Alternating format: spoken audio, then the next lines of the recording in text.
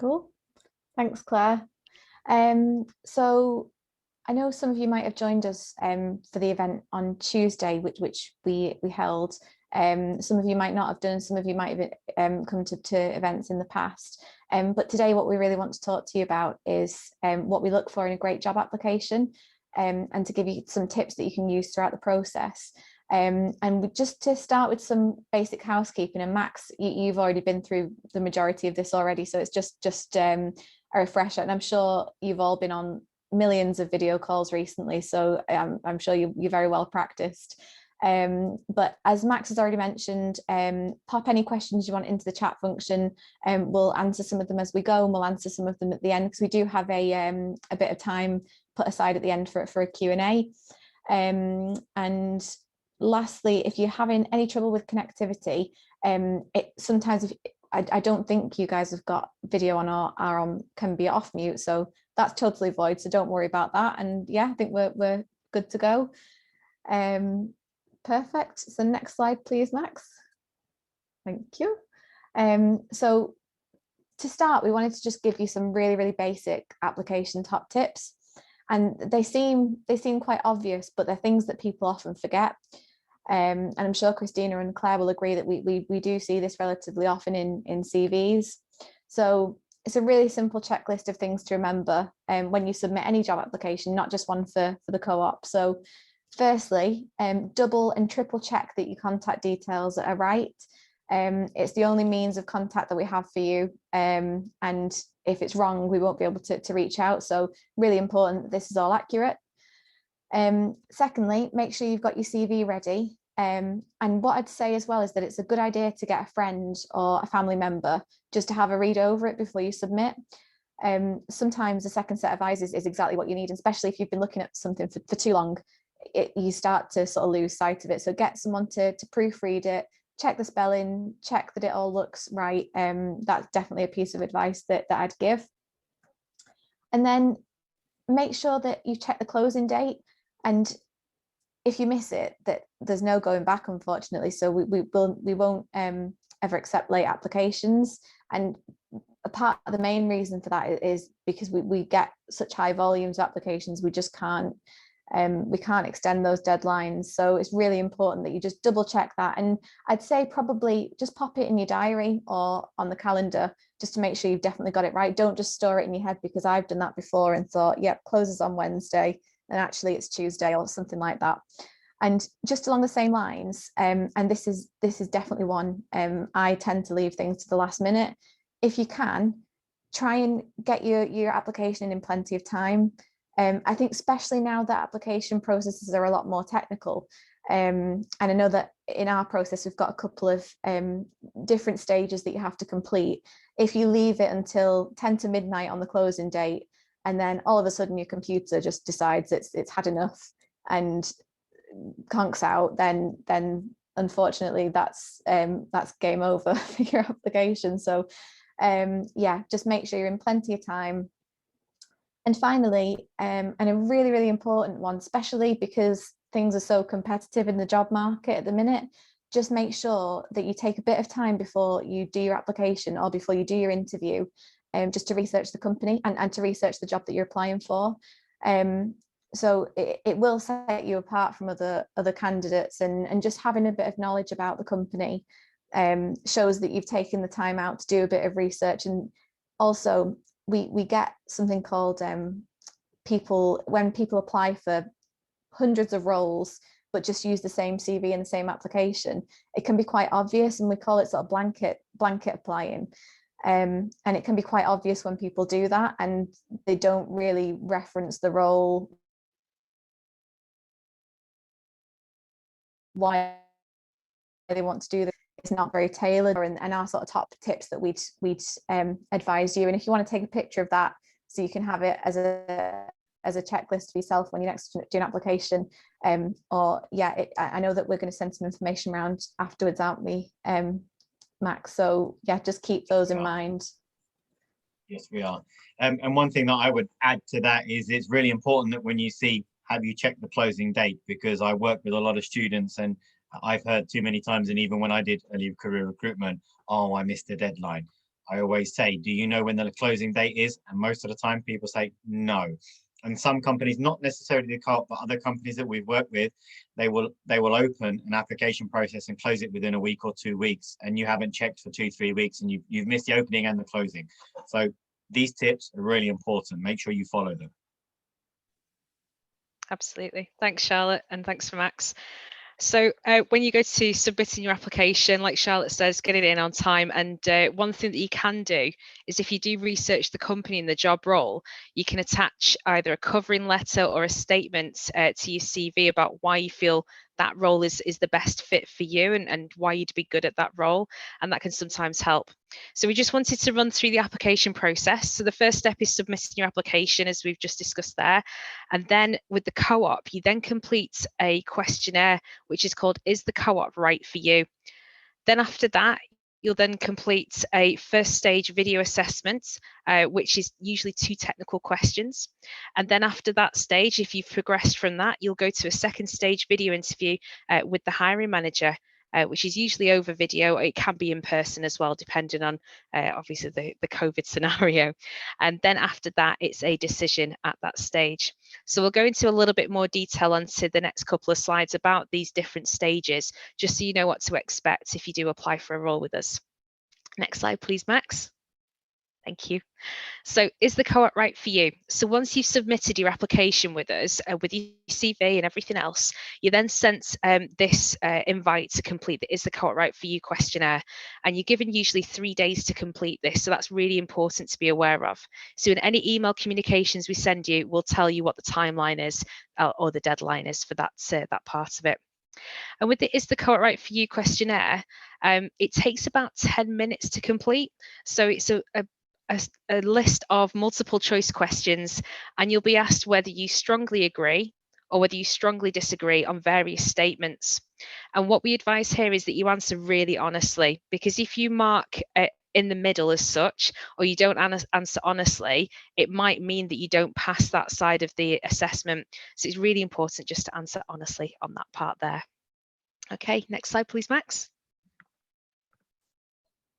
Thanks, Mark. So what I'll go through now is that first stage assessment. So like Claire said, once you complete the online assessment, Is Co-op Right for You? If you pass this, you'll be invited to complete a video interview. Now, what this looks like, it will come through via email. So again, going back to Charlotte's point about contact details, make sure you've got your correct contact details on there. Check your emails. I'd strongly suggest checking your junk email as well, because sometimes things can end up in there, and so making sure you don't miss it. Now, make sure you read the instructions in that email. Like Claire said as well, we put in our communications things around deadlines. It's just make sure you read all the information on there. Now, for this video assessment, the same as the online assessment, you'll have 3 days to complete this. And once you go, it will take you through to a link. We'll show you later on some pages on there with some pointers and everything. But once you go through that link, you'll see the video stage interview. So on there, you'll have some questions that you can. There's some answers to go with those.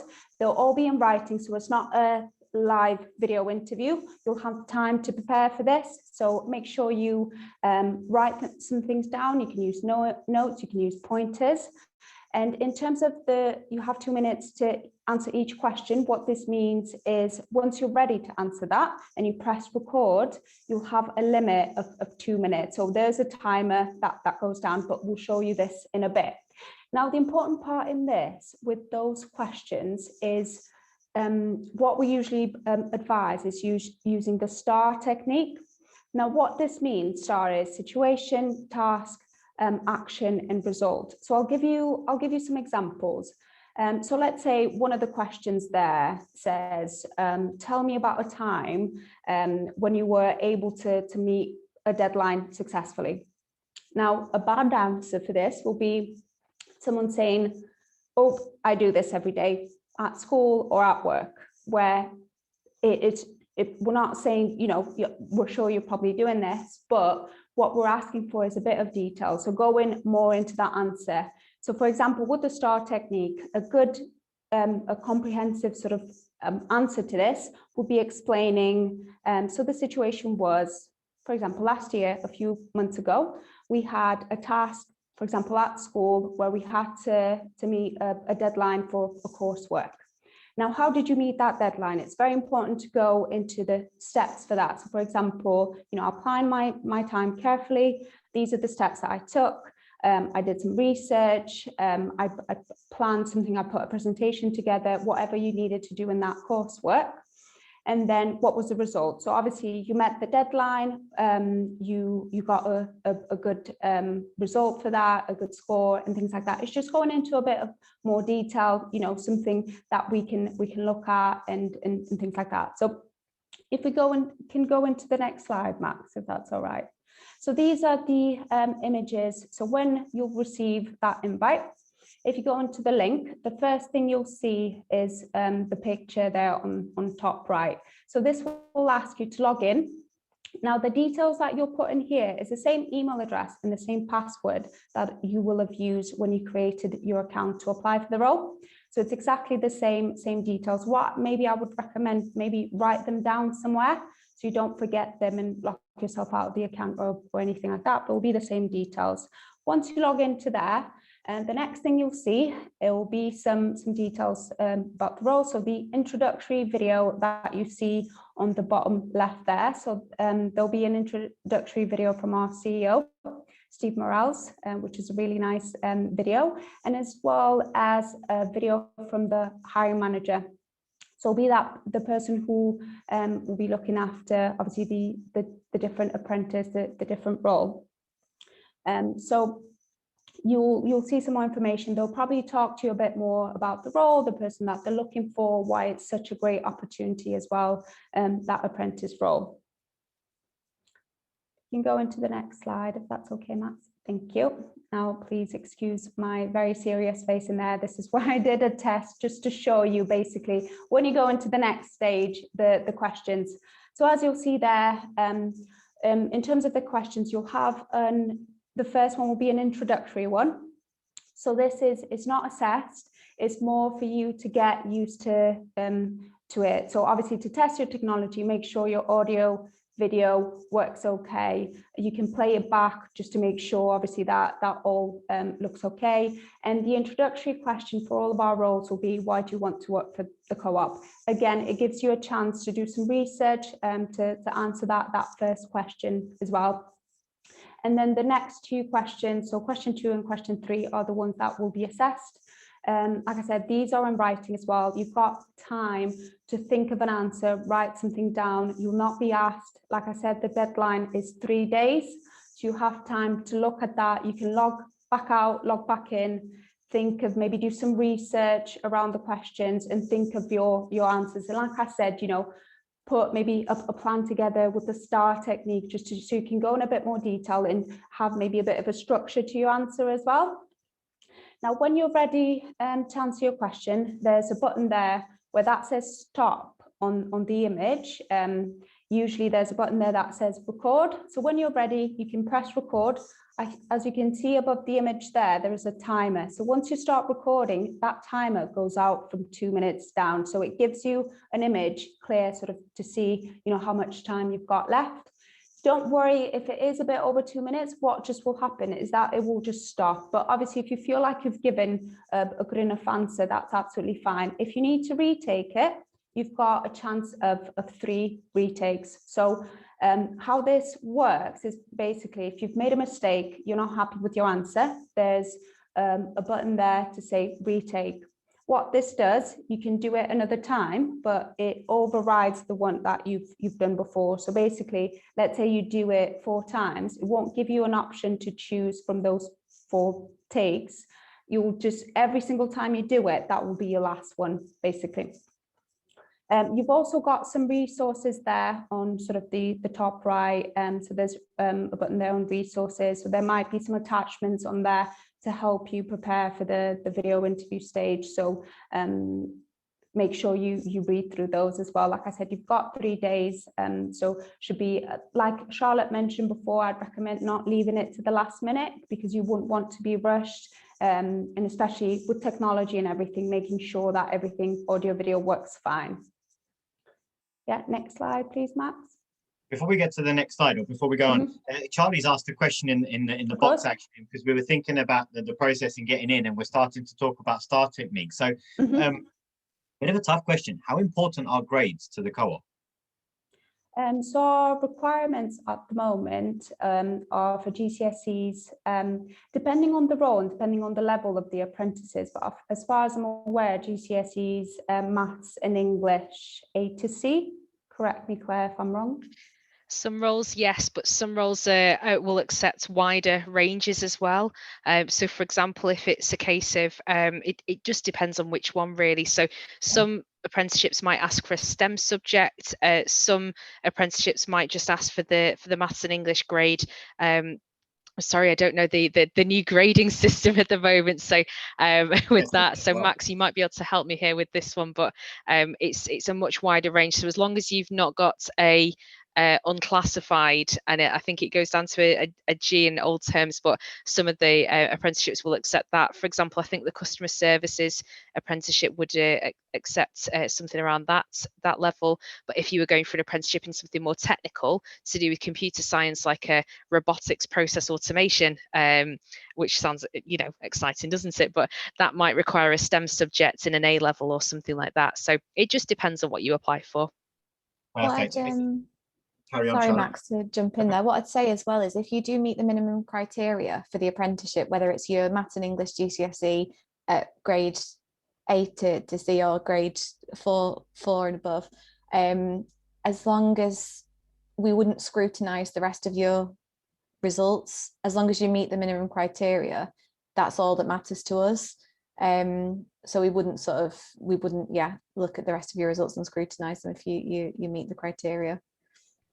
Definitely. And the other thing is just if you are putting in an application, just make sure you do make it clear what grades and what subjects you've got, especially for apprenticeships. Perfect. So listen to what they're saying, guys, about the grades and the different requirements according to different roles, and think about what was being said before about how you're going to answer those questions and using the STAR technique. So obviously there's a lot more weight behind other things than there is just grades. So good so far. We have got another question. We'll get to that one a little bit later. Let's get a bit further through the process. Okay, carry on. Great stuff. So over to me then. So in terms of preparing for your second stage interview, so once you've completed that first stage with the 2 technical questions, we'll review that with the hiring manager, and then we'll make a decision with them to bring people forward for an interview with them. So with that, they'll be expecting to go through behavioural questions and some more technical questions, and you'll have that one-to-one conversation with them. So before that, we'd always recommend, like we said earlier, do your research and get to know Co-op. You can find tons of information on our website, which is jobs.coop.co.uk. And it's got a whole ream of information on there with different tabs of things to get to know us by, whether it's our groups that we use, whether it's further information on what to expect from an interview. It's all on that website there, which is great. We also send out in interview invites supporting information. So these might be documents with how to use a live video interview system that we send out to you. It might also be around the co-op behaviours and how to use STAR technique as well. So we always send a document regarding that to help you prepare for that. So you can go away and think about examples against those behaviours to have ready to answer in the interview, which is great. Make sure you check the time and date. So we have had an instance, Christina might be able to, comment on this as well, but we had an instance once where a candidate forgot about their interview, and it ended up being a bit of a rigmarole trying to get everything organised for them again. But just make sure you always check the time and date, put it on a calendar, like we say, put it on a Post-it note, put it in your phone, whatever it might be. If it's a virtual interview as well, just make sure you test your technology first, whether you're using a smartphone, an iPad, a laptop, a computer, anything like that. Usually our live video interviews work on all of those devices, which is great. And we also say that prepare to your advantage. So like I said before, with the supporting interview documentation, Get some examples written down of what you might want to talk about. So whether you've been involved in a school project, if you've led on something, if you've been the captain of a football team, if you've helped out volunteering with something, or if you've had a paper round, whatever it might be, where you've had some responsibility, or you can talk about a coursework project that you've been involved in where you've had to work towards a deadline. Think of those types of examples and write them down, and it might help you answer some of those questions that they come to in the interview. And the last thing it would say is just put yourself at ease. It's a two-way process. You get to ask questions as well to that interviewer. So whilst they might be asking for your experience and getting to know you, they'll always make sure that you feel comfortable in that interview first and foremost. And then you'll be able to ask any questions at the end as well that you might want to know about the role. Okay, on to the next slide, please, Max. Over to Christina. Yeah, thank you, Claire. So this is just the part for the live video interview. So if your interview will be virtually, this is what looks like when you go into that interview meeting. So you'll receive, like Claire mentioned, you'll receive a communication. So you'll receive a calendar invite with a link to join the meeting. Same, probably like Zoom and Teams, and you can test this beforehand. So you can test it before your actual live interview, which I would strongly recommend, just to go in, and it will come up like this, just to check that your audio is okay, your video is okay as well. So this is, once you go into that meeting, this is what it looks like. So we've got on here on the top right, the first one is the live note board. Now this is for note taking. However, if you go on this, it is something that you can see as well as the interviewer. So just bear that in mind. The second one is around your microphone, so you can mute yourself if you need to. Then you've got the video, so you can turn off video if needed. You can also share your screen as well. And you can also exit the interview, which I would strongly recommend for this to be at the end and not exit before. On the number 6, this is where you'll be able to see yourself once you go on there, and obviously make sure that the video works. You can then, on the left side is where you've got the audio as well. So you can select there whether you're using your device or laptop or desktop. You can call using my computer, or there'll be an option as well to use phone. So like Claire mentioned, our devices, as well as the video interview and the live video interview, can be used on several devices. So on phone, on desktop, laptop, iPad, it works as well. You can also see the participants. Obviously, there might be cases where there isn't just one interviewer. Well, you probably will have more than one interviewer. Someone will be leading the interview and someone will be taking notes as well. And a chat room as well, same as Zoom and Teams. There's an option for if you've got any issues with your video or anything, if for any reason, you can also put some questions or anything like that, can put that in the chat room.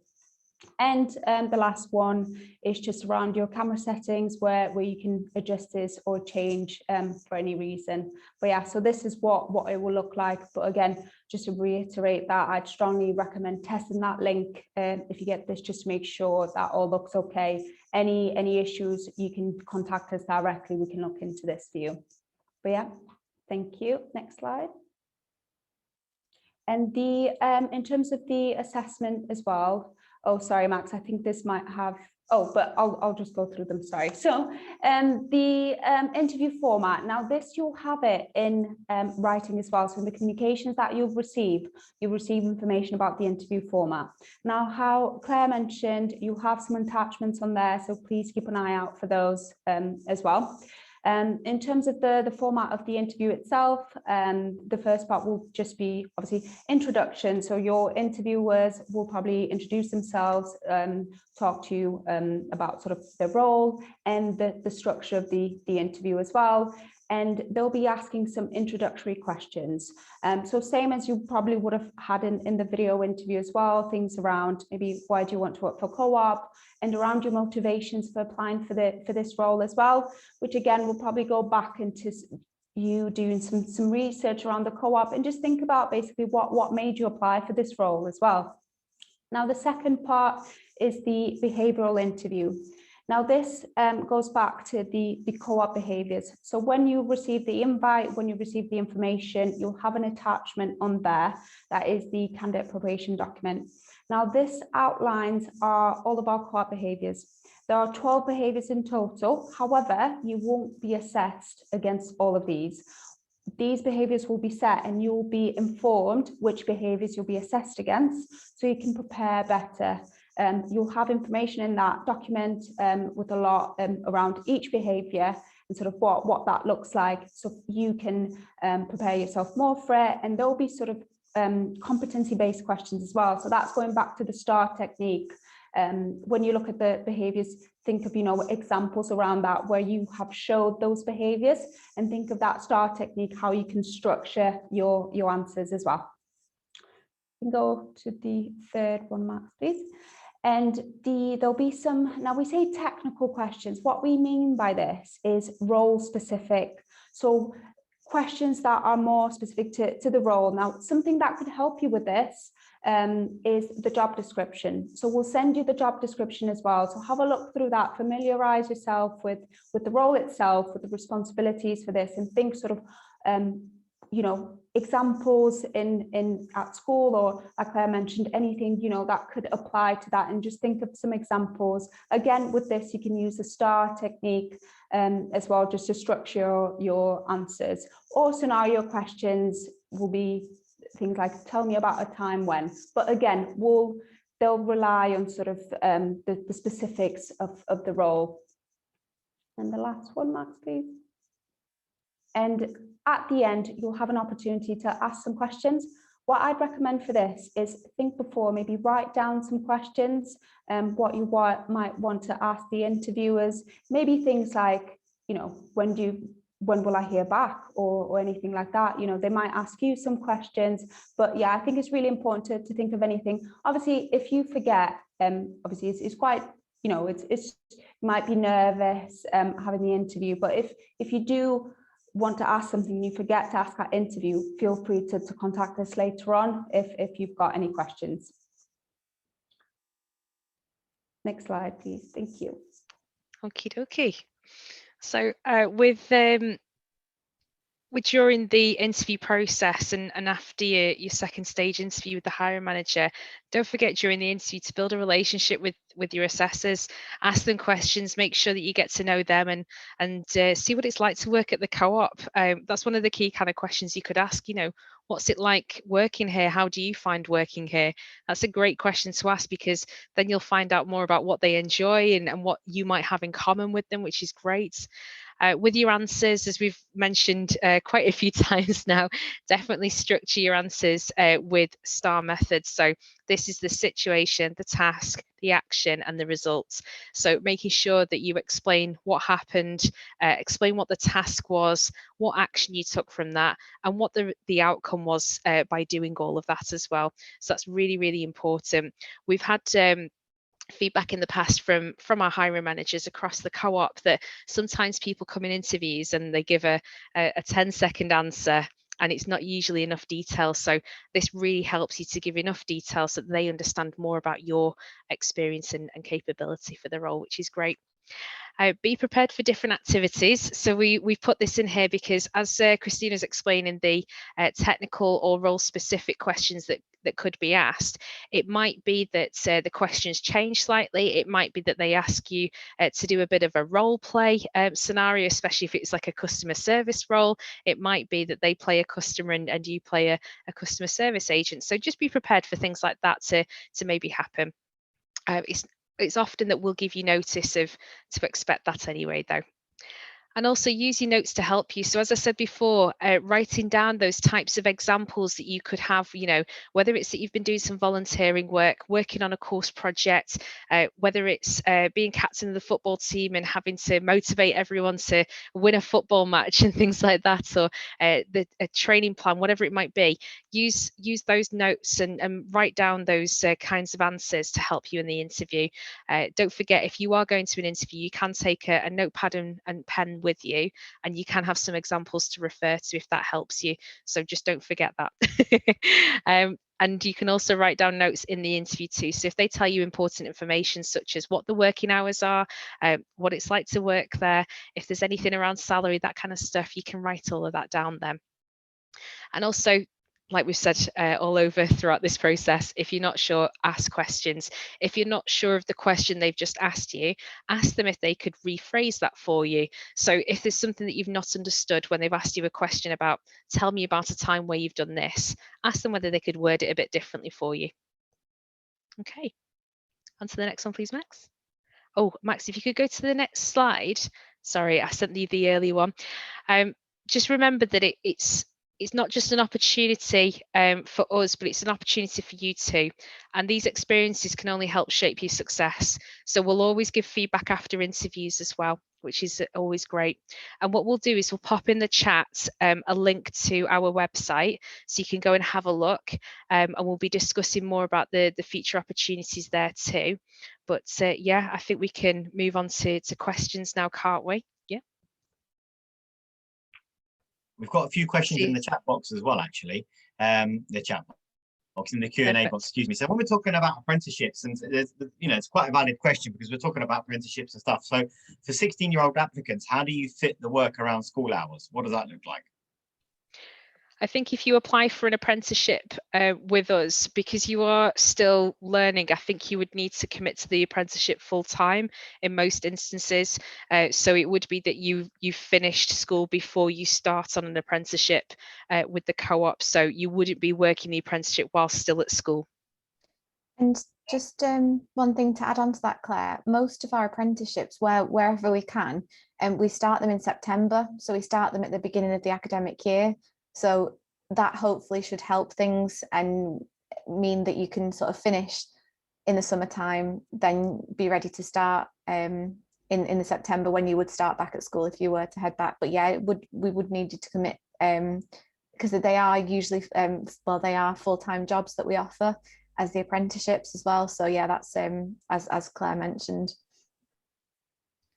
Really good to point out that when you're 16 and you go to apply for an apprenticeship or you get accepted onto an apprenticeship, you're not leaving education because you are still studying and working. You're working, but you're studying as well. And the government does view that as if you are still in full-time education. So you are allowed to do that, but it just means that you do need school or college, like was explained. But yeah, just make sure you're comfortable with that. So then we've got another couple of good questions. We've got a tough one coming up at the end, so be prepared for this one. So do you have any advice for interviews for people with disabilities? Absolutely. Yeah, oh, sorry, go ahead, Claire. Go on, Christine. No, I was just going to say, so yeah, in our application process, in the beginning, there will be some questions around diversity and inclusion, and one of them is informing us if you've got a disability and you need any adjustable requirements for that, so we can help with that. And obviously we can make, in that situation, we can make adjustments. So anything to do, we'll get in touch with you and see what is it and how is it we can help. We can make adjustments and just talk you through everything. If we need to make an adjustment, if you can't do the video interview, and we can do a telephone interview and say instead whatever, whatever helps you. So we can definitely make adjustments for you. I think the point there is the fact that there is ways around it, but you just need you obviously need to speak up and let it be known so that those adjustments can be made, and there's no issue with that. Okay, fantastic. Now Charlie's asked me a question that says skills or academics. Charlie, not 100% sure what you mean, so if you can expand a little bit more on that, that would be great. But here's a tough one for you. Now obviously I used to be an early career recruiter, so I've worked with apprenticeships and degree apprenticeships for a long time, and obviously I work for Pathway CTM. Now you guys, this question is, my mum says apprenticeships are only for those who can't go to uni. Is that true, or is that not so true? Not true. Definitely not true. I think everybody has a different desire of what they want to do when they're, you know, finishing school. Some people want to carry on in education and want to learn more and want the uni experience, as we call it. But it might also be that they want to go and study something really specific that helps them get into a particular job. It might be medicine, for example. You have to go and do a degree in medicine to get through to that. But if you're not, you know, if you're not driven by that side of things, and you'd rather start working and earning money so that you can save up to, you know, buy your first car and things like that, and get more work-life experience, it might be that you prefer to learn practically and on the job, as we call it. So it might be that that's more appealing to you. So it's definitely not because people can't go to uni. It's probably because people want to learn in a different way and get some more experience on the job, as we call it. But then also with that, is it worth mentioning, well, I mean, I'll ask the question, if you offer degree apprenticeships, is that the same degree that you get from university, or is it different? Yeah, so I'll take legal services for an example. So we've recently recruited for a level 7 legal services apprenticeship, so it's a 5.5-year apprenticeship. So it's a serious commitment, and you'll come out at the end of it with a solicitor degree. So you'll be a fully qualified solicitor. And I think we worked out that the amount you'd save in university tuition fees was around the 90K mark.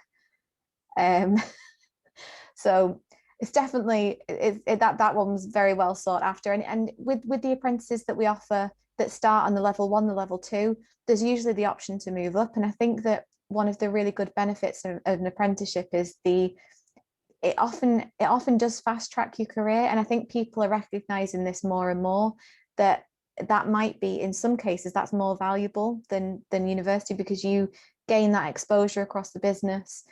You start developing right from the off. So I definitely think, and I think that the mindset of that, and I do agree, a lot of parents have that mindset. I think it's changing, and apprenticeships are being seen more as the great opportunities that they are, and more prestigious than they have been seen in the past. So it's a good question, though, really good question. I mean, it's also an interesting point, because lots of companies and co-op as well, you can do a degree apprenticeship, but you can also join with a degree. So it's not like it's a disadvantage whichever way you go. But I think it's also worth pointing out that phrase that it's for those who can't go to uni. University is a specific way of learning, and not everybody is adapted to that way of learning. It doesn't mean that that uni is the right way. If you don't learn in that way, then there's no point going to university. It's a serious thing to consider. Similarly, at school, you will find there's lots of people who don't fit the academic blueprint that is needed to be successful at school, but doesn't mean that they're not intelligent and they can't be successful. So you have to choose what way is right for you and how you're going to feel comfortable. And also, don't worry about what other people think. If it's what you want to do and it makes you happy, go and do it. So what's more important, skills or grades? Both. I think I'll start off if Christina you want to follow, but I think grades are definitely important. If you work hard in school, it helps you to learn more, to gain more skills as well. So definitely work hard at school and try and aim to get those grades up where you can, and do everything possible there. You only get one chance at it, so don't mess it up just because you can't see the point there and then, and try and figure out what you want to do and aim towards that. But the skills side of thing as well, it's really important too. So if you do have skills from working on a project together at school, if you do have skills, being part of a sports team, volunteering, whatever it might be, list those as well. Anything that can help your application and show us that you've definitely got further experience, then that really, really does help. But I'll hand over to Christina in case she has anything to add. No, I was just going to say what you said, Claire. I think they're equally important in school as well. It's really important just to show, and I think getting those grades, good grades, you gain skills by working hard for those grades. And it's really important, they'll help you in life, and those skills as well along the way. You may gain more skills later on in life, obviously with work experience and everything like that. But I think they're both equally important. Fantastic. Okay, now we've got a question for you. Once you've completed the apprenticeship, so you join the co-op, you do this apprenticeship with a co-op, what happens afterwards? Do you get a permanent job with the co-op at the end? Do you have to apply for a role at the end? Is your permanent job when you start the apprenticeship? What is it? So it depends on, oh, go on. Oh, sorry, Claire. I was just going to say for the majority of our apprenticeships, they are a full-time job. So you come in, so for our sales and service apprenticeship, for example, you'll come in as a customer advisor, and that's your full-time job. It's a permanent contract. It won't be that after 2 years, once you've got your qualification, we'll wave you out the door. You'll still be with us. It might be that you then progress onto a different role in the team, but you'd have to sort of apply for that, but you would be in a full-time permanent position with us. And there are differences between in some of the schemes, but for the majority of them, these four certainly, that you would be in a permanent contract with us. So there's the security aspect of it there as well. Sorry, Claire, I don't know whether you had anything to add. I think you've touched on it really well. And just to add on, if you're looking after your future and you're thinking about progression and things like that, don't forget, just because you do an apprenticeship within this role, that you are stuck in that role forever. That's not the case. You can always progress after that too. So if you complete your apprenticeship in customer service, but actually you want to be a customer service team manager and look after a team of people and progress that way, or if you want to be a senior advisor or a complaints specialist, for example, you can progress into those types of roles too. So just because you're doing that apprenticeship with us doesn't mean you're stuck in that role forever.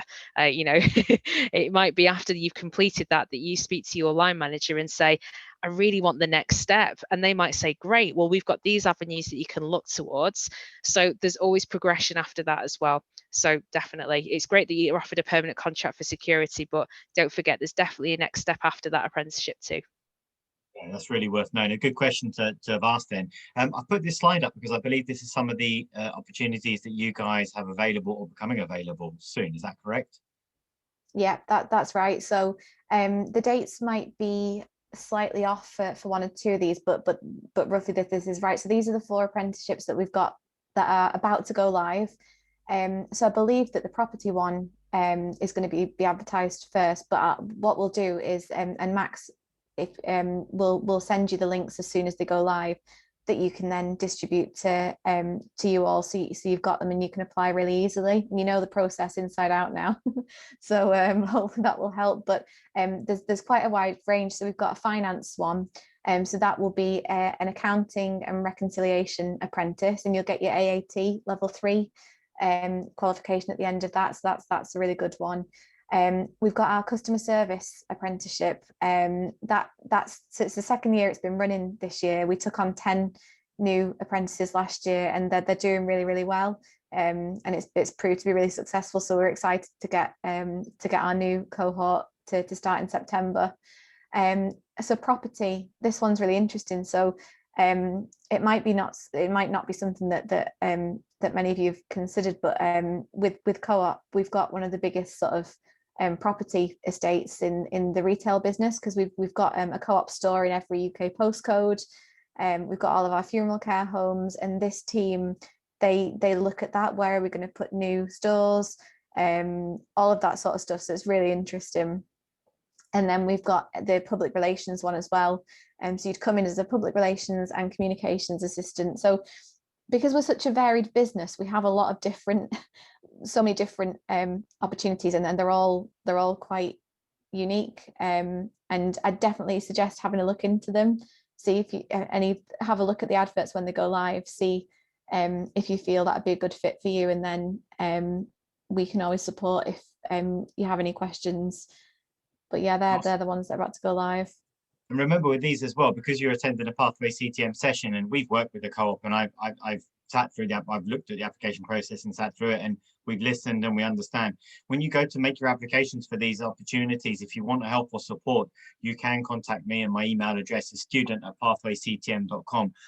Like I said, I can't pass an interview for you. I can't pass an assessment center for you, but what I can do is help you be prepared, and we can practice so that we've both been through this presentation. We know what the process is going to look like. So let's nail it down and make sure that you can give the best of yourself, so Co-op can make the right decision based on what you give them. Okay, but also look at these roles. There's some great roles available. Property is such an amazing area of a business to work for. Of course, I'll say that I used to work in a property department years ago, but it is eye-opening the amount that goes on and what you can get involved in.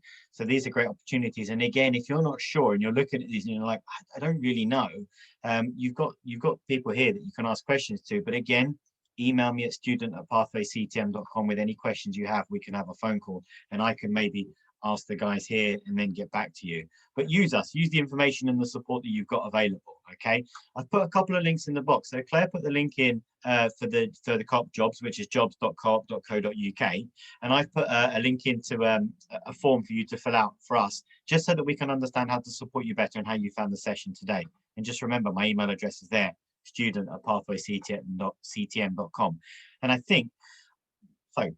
Actually, we've got one important question to answer and then a light-hearted one to finish off with. But the important question is how many people would be selected for these roles, or like how many apprenticeships are available? What are we looking at here? So I think we've got some different roles here. So if you can see on the screen that's there, with the customer service apprenticeship, we're looking for 5 people there. For property, we've got 1 business administrator, and then we've got 3 assistant project managers. So that's 9 roles so far. We've got the cash and treasury assistants, that's 10, and then we've got the public relations one as well, which is 11. So there's 11 different roles there that you can apply to. So 11 amazing opportunities. And just to call out on the finance role at the top, the cash and treasury assistant, an AAT qualification, it usually costs quite a bit of money to go through that. So this is a fantastic way to do this, where you don't have to fork out for your own learning. So a lot of people have to do that in finance. They have to fund their own learning. So it's a great opportunity. Absolutely, definitely listen to that. It's a great opportunity because I know people have done those exams and paid for it themselves. It's expensive, but these are great opportunities. They're the ones that are coming up and available. But to reiterate as well, you've got to understand that different roles come up at different points as well. So this isn't the only ones that are available. There have been others in the past. There will be others in the future too. Keep your eyes open. Remember what we said earlier. Make sure you're keeping your eyes open all the time, because applications can open and close before you've even realized them. Once they're closed, you've lost the opportunity until the next time it comes around. Right, the light-hearted question we've got is, if you wanted to move out, would you recommend college and a part-time job or an apprenticeship? Oh, wow. So attendee, I think you have to have some serious thinking about the cost of moving out and what that looks like for you. I wouldn't recommend a part-time job and moving out. I don't think you'd be able to support yourself financially on that bit, but that's just me being completely open and honest with you. So I've been there. I've tried living on a part-time wage, and it's not very possible at all. So you will struggle on that. So if you were to look at an apprenticeship, I know that you can usually get the salary amount on there, so you can have a look and plan against that to see whether that's something you can afford, and also look at the cost of places that you're looking at as well, and areas and things like that. But it is a huge question, that one. So definitely, personally wouldn't recommend part-time. If you get an apprenticeship, just plan based on that salary, whether you'd be able to afford to. And there are other options as well of moving out. You don't have to get your own place. You can get, shared housing and things like that as well. So lots of options to look at. And if you're anything like me, I'm Italian. Both my parents are Italian, but I was born here. You're supposed to live at home until you're 40. There's no point moving out. Mum cooks well, and you can save on the rent. But unfortunately, I got married before I turned 40, so I had to move out. But yeah, there's always that option. Don't move out until it's necessary. Save as much money as you can, especially if you're like me and you grew up in London. So yeah, but that's a tough one. Apprenticeships are a fantastic opportunity to get skills in a workplace, to get qualifications in a workplace, to be paid for what you do, and to get that progression at an early stage as well. That's what you need to think about for apprenticeships. What are they going to give you? University is great. We've talked about that.